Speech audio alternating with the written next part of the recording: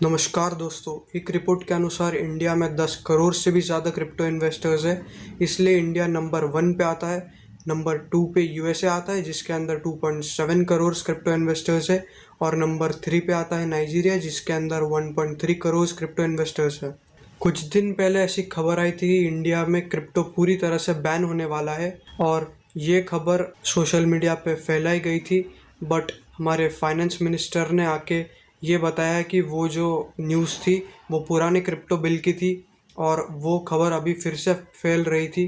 तो अभी जो न्यू क्रिप्टो बिल है वो आना बाकी है, लेकिन जो सोशल मीडिया पे जो आया था फोटो वो पुराने क्रिप्टो बिल का था। बट सवाल ये उठता है कि किस तरह के क्रिप्टो रेगुलेशंस हमारे देश में लाए जाएंगे।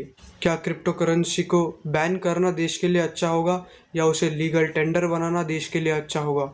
आइए हम जानने की कोशिश करते हैं कि क्रिप्टो रेगुलेशंस बाकी देशों का कैसा है। Crypto markets crashed following news of the government introducing a bill in parliament to prohibit all private cryptocurrencies in India, barring a few exceptions. That crypto bill was actually part of the over 20 bills to be introduced in the upcoming winter session. Awareness issue or alert, if I can use the word, has been issued so that people are fairly cautioned that this may be a high risk area to go in.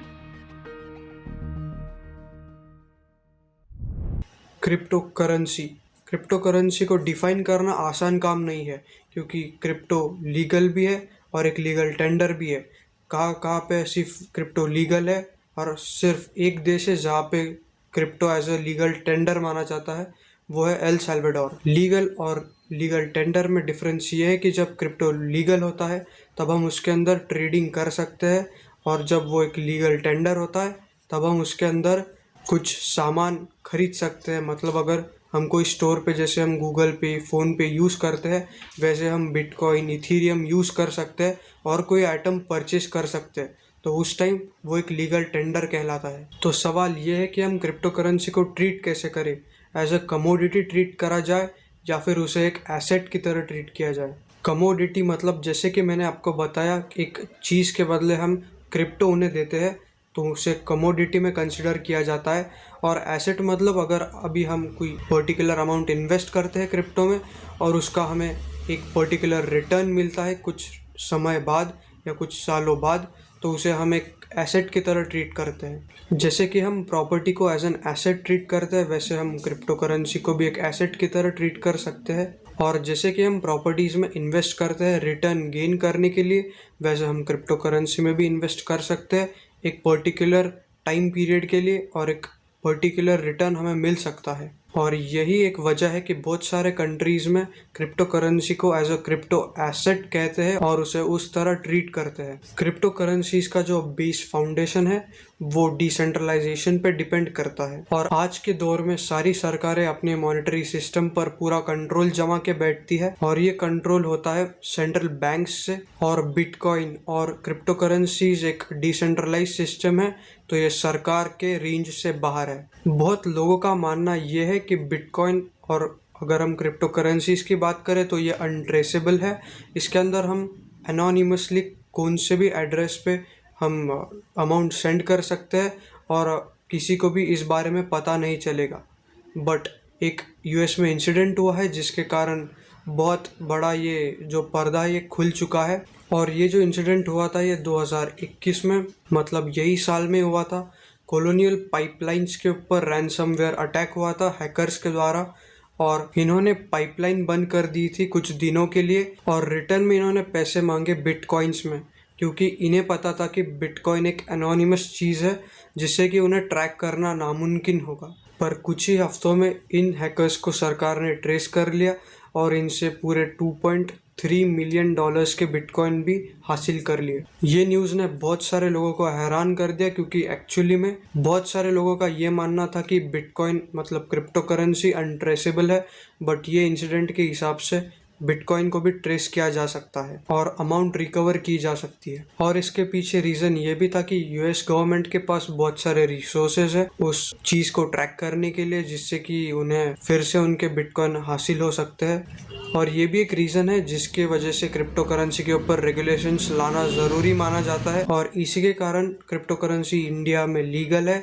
ना कि एक legal tender है। मतलब हम crypto currencies को as an asset treat कर सकते हैं but not as an commodity. For example USA में क्रिप्टो करेंसी लीगल है और इसे टैक्स किया जाता है प्रॉपर्टी की तरह। जर्मनी जैसे देशों में बैंक्स को भी अलाउड है क्रिप्टो करेंसी खरीदना या बेचना, और इनफैक्ट यूरोपियन यूनियन कोई वैट और जीएसटी चार्ज नहीं करता क्रिप्टो ट्रांजैक्शंस पे और उसके यूज पे। ऑस्ट्रेलिया में भी क्रिप्टो करेंसी को as an legal property treat किया जाता है क्योंकि उसके ऊपर उन्हें कैपिटल गेन्स टैक्स मिल सके। और इससे हमें ये पता चलता है कि ज़्यादातर देशों में क्रिप्टो करेंसी को एज एन डिजिटल एसेट या फिर कमोडिटी ट्रीट किया जाता है और उसके ऊपर टैक्स गेन किया जाता है। और कुछ कंट्रीज है चाइना जैसी जिसके अंदर क्रिप्टो के ऊपर पूरा कंप्लीट बैन लगाया गया है। लाइब्रेरी ऑफ कांग्रेस के हिसाब से 9 ऐसे कंट्रीज है जिसके ऊपर क्रिप्टो करेंसी कंप्लीटली बैन किया गया है। अगर आप भी दोस्तों क्रिप्टो करेंसीज में इन्वेस्ट करने में इंटरेस्टेड है तो मैं आपको एक ऐप रिकमेंड करना चाहूँगा जिसका नाम है CoinDCX, जिसके अंदर 7.5 मिलियन इंडियंस से भी ज़्यादा क्रिप्टो इन्वेस्टर्स मौजूद है और ये ऐप मैं खुद यूज़ भी करता हूँ। इसके अंदर इन्वेस्टमेंट करना काफ़ी इजी है, सिंपल है और इसमें हम 100 रुपीज़ से स्टार्ट कर सकते हैं अपनी इन्वेस्टमेंट। डिस्क्रिप्शन में आपको एक लिंक दी गई है जिससे कि आप CoinDCX ऐप इंस्टॉल कर सकते हैं अपने मोबाइल पे और क्रिप्टो करेंसीज में आप इन्वेस्ट करना स्टार्ट कर सकते हैं विद इन 10 मिनट्स। और अगर आपको ब्लॉकचेन या क्रिप्टो करेंसीज के बारे में और जानने में इंटरेस्ट है तो आप DCX लर्न, जो कि इनका एक प्लेटफॉर्म है जहाँ पे आप उनके कोर्सेज अवेलेबल है, तो वो आप फ्री में देख सकते हैं। उसकी लिंक भी आपको मैं डिस्क्रिप्शन में दे दूँगा।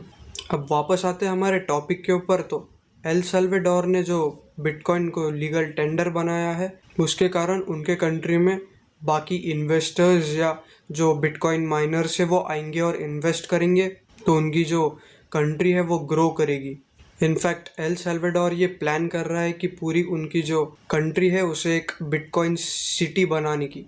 तो इससे हमें ये बात पता चलती है कि जो चाइना ने किया, जैसे कि क्रिप्टो करेंसी को बैन किया, तो उनको काफ़ी ज़्यादा लॉस सहन करना पड़ा क्योंकि चाइना में जो माइनर्स थे या क्रिप्टो इन्वेस्टर्स थे वो चाइना से निकल के दूसरे देशों में जाने लगे, तो उनका काफ़ी ज़्यादा लॉस हुआ और जो इन्वेस्टमेंट्स थी क्रिप्टो इंडस्ट्री में वो चाइना से बाहर हो गई और इसके कारण एल साल्वाडोर जैसे देशों को काफ़ी फ़ायदा हो रहा है। आने वाले टाइम में काफ़ी ज़्यादा इनोवेशंस बढ़ेंगे ब्लॉकचेन और क्रिप्टो करेंसीज के मामले में। और जैसे कि आप देख सकते हैं अभी NFTs आ रहे हैं जिससे कि बहुत सारी ग्रोथ मिल रही है लोगों को। तो बिटकॉइन या फिर हम कह सकते हैं क्रिप्टो करेंसीज और ब्लॉकचेन का फ्यूचर में काफ़ी यूज़ होगा और जो कंट्रीज क्रिप्टो करेंसी को बैन करेंगे उन्हें काफ़ी लॉस सहना पड़ सकता है। और अगर आप इंडिया की बात करें तो क्रिप्टो करेंसीज के ऊपर पहले RBI ने 2018 में बैन लगाया था, पर सुप्रीम कोर्ट ने मार्च 2020 में इस बैन को स्ट्राइक डाउन कर दिया था। और सुप्रीम कोर्ट ने ये कहा था कि क्रिप्टो करेंसीज के अंदर जो बिजनेस अपॉर्चुनिटीज़ है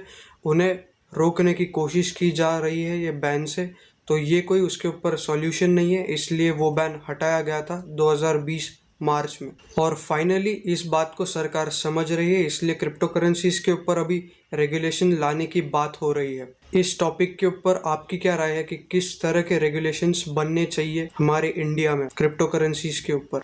और इसी के साथ हम ये वीडियो एंड करते हैं और उम्मीद करते हैं कि आपको ये वीडियो पसंद आया हो और ऐसे नए नए कंटेंट्स हम लेके आते